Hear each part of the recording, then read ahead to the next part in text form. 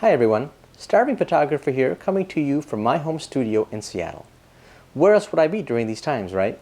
I'm definitely not a macro shooter by design, but necessity has made me into one. This is the first of a series of videos where I want to share with you my journey into everyday macro at home. Armed with sound knowledge of photography fundamentals, I'm hoping to create some photographic art on a small scale. Now, there is no substitute for learning from a master. However, sometimes I feel it's equally helpful to get the perspective of a novice and ride along on the journey of discovery and synthesis. I hope you'll join me as I try to set up and photograph everyday things I find in my home and backyard. Because I'm so new to macro, I have already done a ton of research online, so you won't have to. None of the ideas I present are novel, and so many creators have already brought them to light much more elegantly than I am about to do. However, I do think it's the process that's most important. If you can learn a little bit of that from me, then I've accomplished my goal. I love macro shots of flowers, but a simple flower seems a bit too pedestrian.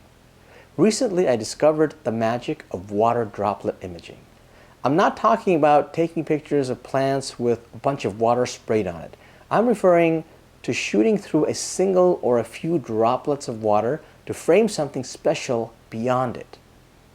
This image, for example, was made with a flower petal, a drop of water, and a single rose. Let me first share with you the equipment I used and how I set everything up. Then we'll go over the camera settings. I'm using a Sony a7R IV with the 90mm f2.8G macro lens. I set it up on a simple tabletop tripod.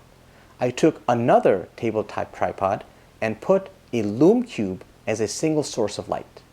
I'm also using a couple of helping hands clamps to position the subject. Finally, a small syringe with tap water serves as my source of droplets. It could have been better with a narrow gauge needle attached, but I didn't have one, so I made do with just the syringe. A needle would have allowed for finer control over the water droplet size, but oh well.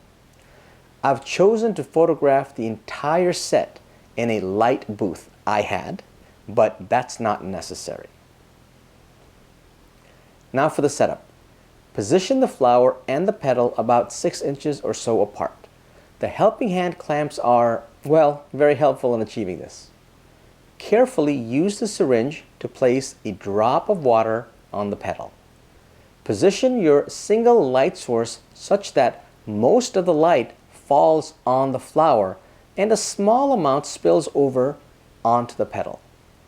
I've used a lume cube, but a small flashlight works just as well. Position your camera such that you're looking through the droplet to the flower beyond.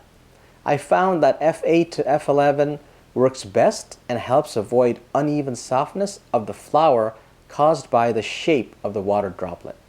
That's it. Here's one more image where I used the same technique. Instead of a flower, I placed an image of my wife and myself. It made an amazing anniversary gift. That's it, folks. If you have any questions, please don't hesitate to ask them in the comments, and I'll answer them as best as I can. Happy shooting, and I'll see you guys next time.